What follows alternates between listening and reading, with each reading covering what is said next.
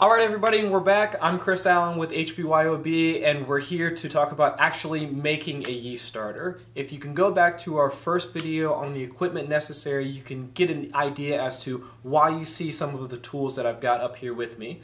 But today, we're going to get into actually building and creating that yeast starter. And so what we're going to do is we're going to start with our pot, and we're going to boil up our water, add our dry malt extract, and then add the yeast. And we have a packet of Bavarian Weizen ale yeast, WLP 351. It's an older pack, and like I referenced in the previous video, for times when you do have an older strain of yeast or an older packet of yeast, this would be the time to actually put that in a yeast starter to actually get some of those cells reactivated. So, step one is you're going to take your water and actually pour it into your pot and actually start the boil. And that's what I'm doing now. And once you have it transferred into your pot, you're going to go ahead and begin to boil it.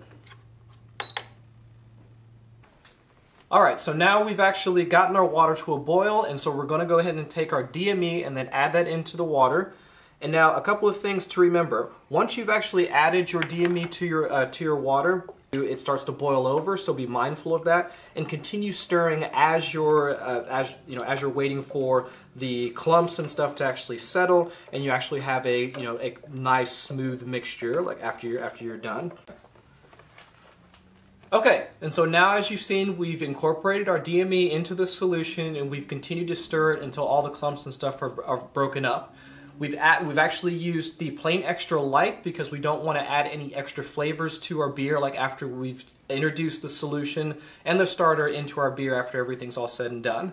Now, after you've done that, you continue to boil the water anywhere from 5 to 15 minutes. All we want to do is make sure that this solution is completely sanitized. And now, speaking of sanitization, we want to also make sure that any surfaces or any equipment that we use afterwards is completely sanitized. So while you're doing that and while this is boiling, we're just going to go ahead and take our flask, take our Sandstar or whatever other sanitizing solution that you typically use, and we're just going to go ahead and spray that off, spray the inside a little bit, and then make sure that, again, any of the surfaces that this wort is going to come in contact to is going to also be sanitized as well. Now, what you're aiming for after this is boiled from 5 to 15 minutes is a final gravity, or original gravity rather, of somewhere between 1.030 and 1.040 for your gravity.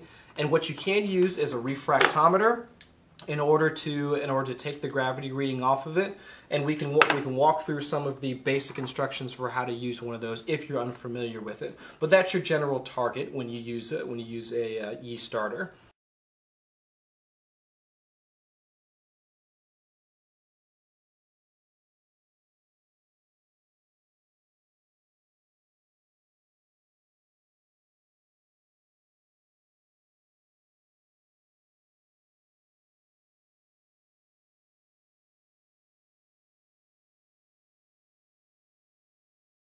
Alright, so now we've boiled for 5 to 15 minutes. Everything should be sanitized, our wort sanitized, our contact surfaces are sanitized. Now it's time to chill everything down. And what our goal here is when it comes to chilling everything down is the temperature of the beer that we're going to actually be pitching this into.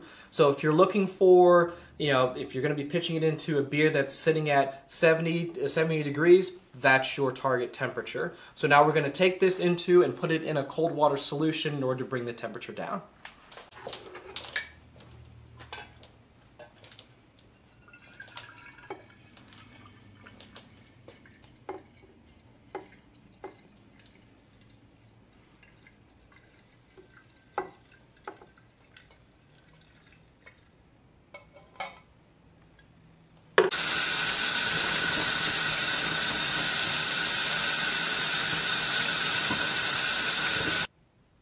Okay, so now we've chilled the wort down to about like 70 degrees, and now we're able to pitch our yeast. As I mentioned beforehand, we have a pack of WLP 351, and what we're going to need to do now is make sure that first our wort is completely aerated. So what you can do, as we mentioned in our previous video, is go ahead and just give it a little shake to make sure that it's nice and aerated. Go ahead and set that down, and then what we're going to want to do is sanitize our scissors, sanitize the yeast packet.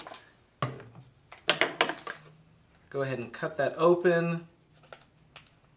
And with these packets, do make sure that when you cut them open that none of the yeast actually spills off onto your counter.